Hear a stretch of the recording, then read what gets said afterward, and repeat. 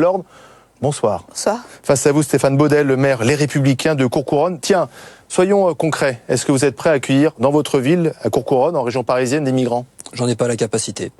On a déjà eu le débat en juin quand 30 migrants sont arrivés sans qu'on en soit informé. Ils ont été placés dans un hôtel social, sans aucune aide sociale, sans aucun accompagnement. Sur des villes comme les miennes, on n'a pas la capacité. S'il s'agit de demander aux maires, comme ça a été très bien fait sur une pétition hier, qui visiblement a un grand succès d'ailleurs, un élan de solidarité là où ils peuvent le faire, parce qu'ils ont des logements disponibles, parce qu'ils ont des associations capables de l'accueillir, c'est une chose. S'il s'agit de continuer à Paris, pardon, mais les migrants sont dans le 18e arrondissement et dans le 19e, pas ailleurs. Et s'il s'agit de les envoyer dans les hôtels sociaux de la banlieue la plus pauvre de l'Île-de-France, ça va pas être satisfaisant. Donc ce ne sont pas les villes populaires, les quartiers populaires qui doivent prendre en charge les migrants. En tout cas, ça ne peut pas fonctionner comme ça. Oui, mais moi j'ai entendu François Barouin dire également, je ne le ferai pas à Troyes. Alors Troyes, c'est pas comme une ville pauvre. Il veut pas de migrants, il veut pas de réfugiés. Non, écoutez, la pétition et tout ce mouvement, 42 000 signatures en moins de 24 heures quand même, c'est pour que des villes qui soient bénévoles, ou des villages, parce que la solidarité, elle s'exerce quand même sur le terrain, elle s'exerce en province, elle s'exerce dans nos régions, elle s'exerce partout,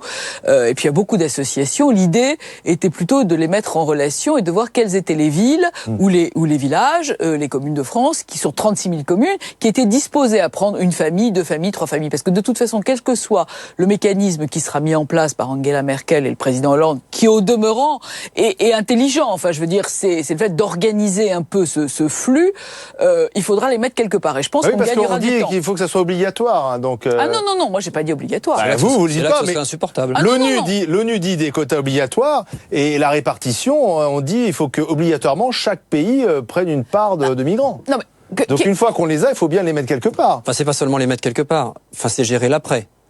Quand on les a placés à Courcouronnes dans un hôtel social en juin, personne s'est soucié de savoir comment ils allaient manger dans les 3 ou 4 jours qui viennent. Non. Personne s'est posé la question de savoir comment ils allaient survivre dans les mois, etc. On peut pas faire ça la question, c'est que moi j'entends bien que ces migrants n'ont pas vocation à rester. Très bien, mais enfin combien de temps ils restent? Si on fait un appel à solidarité, par exemple comme en Allemagne, en proposant à ce que ce soit des familles qui les accueillent. Très bien, d'ailleurs en Allemagne, je rappelle que c'est 12 000 € qui est versé à la famille pour qu'elle accueille les familles. C'est-à-dire qu'il y a une aide.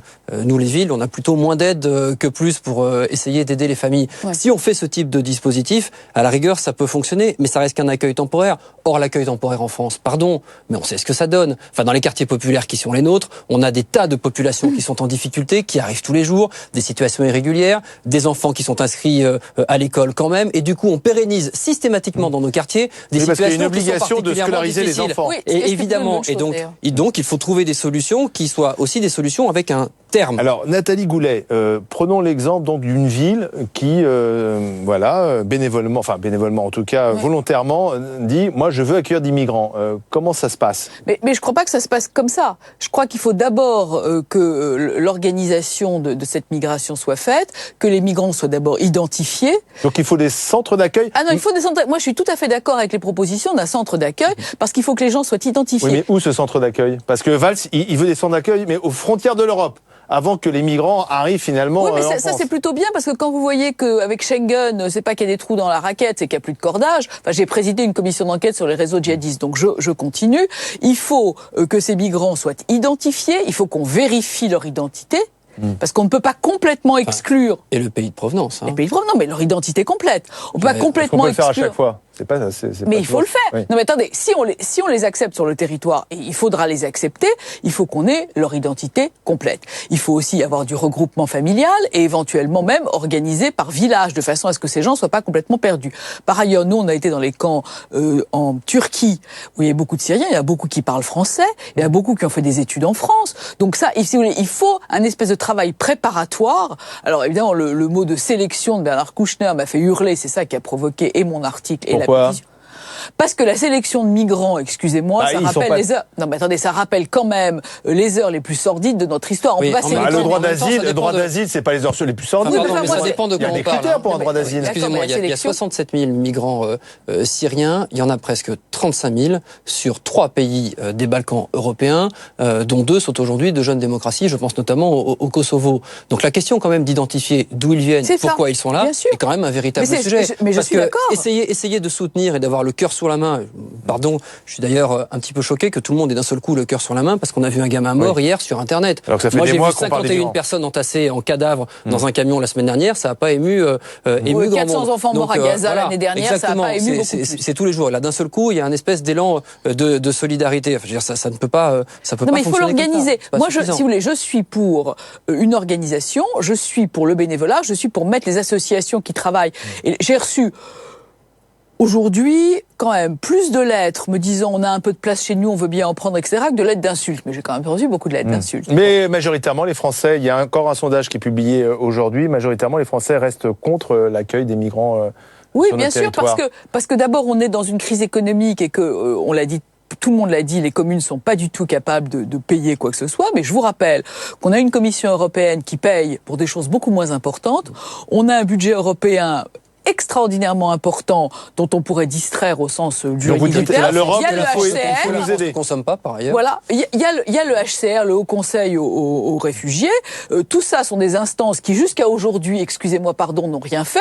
Et puis, la raison essentielle de leur mouvement et de cette fuite, c'est quand même le fait que la communauté internationale est quand même incapable de régler le problème de Daesh et a quand même créé des zones de non-gouvernance là où il y avait des États, la Libye d'abord, la Syrie, l'Irak, qui sont devenus des zones de non-droit. C'est la raison, non mais c'est la raison pour laquelle ce que dit Kouchner peut être d'une certaine manière choquante, mais où en même temps il faut savoir de quels migrants on parle. Oui, Attendez, on les accueille tous ou on prend seulement les réfugiés politiques? Si on parle de migrants qui sont en danger de mort dans leur pays, Bien y sûr. compris parce que politiquement, à gauche comme à droite, on n'a pas forcément fait ce qu'il fallait faire, je veux bien qu'on discute. S'il s'agit d'accueillir les migrants européens, parce que c'est aussi en cours, et ils sont aussi dans cette masse-là, c'est pas le même sujet, et là je dis clairement non. Les migrants européens, c'est ceux qui sont au Kosovo et qui profitent finalement sans du mouvement pour essayer de C'est pour regagner ça. l'Ouest. Kosovo, Serbie, une question, Albanie. Ces migrants, une fois qu'on accueille ces familles de Syriens, par exemple, ces Syriens restent combien de temps chez nous alors? Jusqu'à ce qu'on ait réglé leurs problèmes politiques chez eux. Même on le règle pas. Il va bien finir par être réglé, vous savez. Ah bon? Mais ça oui. fait 5 ans qu'on dit ça, non? Qu'il va finir Oui, par être mais justement, réglé. il faudra. C'est évidemment le problème. Mais c'est évidemment la. Mais On voit pas le début d'une solution, excusez-moi, Non, on voit pas de la part des responsables politiques. Mais j'entends bien. Mais si nous, avec nos petits bras musclés, on arrivait à faire quelque chose, il se trouve que ça dépend de la grande table du Conseil de sécurité des Nations Unies. Ça dépend. Bon, moi, je vois certains de vos collègues parlementaires dire qu'il faut parler à Bachar el-Assad, d'autres qui disent non, surtout pas. Bah si, et on a du mal quand même à se mettre même d'accord en France sur une position commune. Écoutez, en matière de politique étrangère, il est de tradition que la France parle d'une seule voix. Bon, donc au jour d'aujourd'hui, il faut essayer de trouver des solutions. Elles se font au niveau international, malheureusement. En attendant, ces gens sont en train de mourir aux heures de grande écoute sur vos chaînes d'information continue. Donc moi, je dis qu'il y a quand même un léger problème. Et ce qu'on ne savait pas il y a 70 ans, aujourd'hui, on ne peut pas l'ignorer. Donc il y a bien une solution. Il faut bien essayer de faire quelque chose.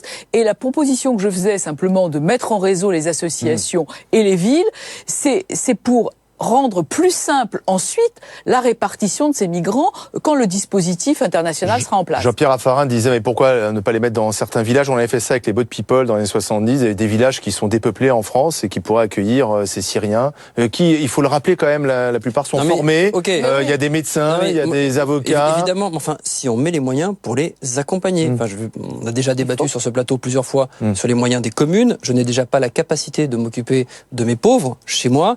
Là, on pourrait installer des populations qui ont besoin. Enfin, je veux dire, on ne peut pas ne pas les aider, clairement. Voilà. Mais enfin, quand ils vont être installés 1 an, 2 ans, 3 ans, 4 ans, où est-ce qu'on les installe? Comment ils s'intègrent? L'Allemagne se pose moins de questions. L'Allemagne accueille des dizaines de milliers en ce moment de Syriens sans se poser toutes ces questions. En France, on est égoïste. Et elle met des moyens sur la table. Je le rappelle, hein, c'est 12 000 € par famille qui accueille un migrant. Non mais je veux dire, et le million public allemand, l'Allemagne, il est accompagné. Pardonnez-moi de vous dire que l'Allemagne a quand même une histoire récente qui doit. Non, bah, oui, ce qui compte, c'est en 2015, c'est pas 1940. Hein, non, c'est pas 1940, mais je pense que les gens sont quand même beaucoup plus sensibles à ce genre de choses parce que le nombre de gens. Donc nous, on a perdu notre sensibilité. Je crois qu'on est en plus en période électorale en permanence. Je crois que le Front National fait des scores et en fera encore parce que de toute façon c'est la piste, la voie malheureusement qui est prise par la politique en ce moment et que les politiciens qui cumulent des mandats et qui ne veulent pas non plus risquer de marcher sur les pas du Front National hésitent à prendre ces mesures parce qu'une grande partie d'entre eux sont quand même musulmans et que ça crée des difficultés. Je crois qu'il y a quand même une différence fondamentale, c'est qu'il y a un pays qui a le sentiment effectivement moralement, économiquement qu'il va bien, et un autre qui va pas bien. Voilà. Aussi, c'est vrai. Clairement, c'est ça la différence. C'est vrai, mais il faut quand même... L'idée, c'est de faire une politique de petits pas et d'essayer d'embrayer les dispositifs. Oui, mais en n'oubliant pas toute la souffrance qu'on a créée dans des tas de quartiers, parce que justement, à chaque fois, on réagit. On est systématiquement dans la réaction, on entasse des difficultés, et en entassant des difficultés, on ne trouve jamais les solutions derrière. C'est-à-dire que c'est nous, les élus locaux sur le terrain, qui après gérons le quotidien de ces familles en difficulté. C'est vrai. Merci d'être venu sur le plateau de BFM Story pour en débattre. Dans un instant, Ruth Elkrief, il sera 19h, elle reçoit l'historien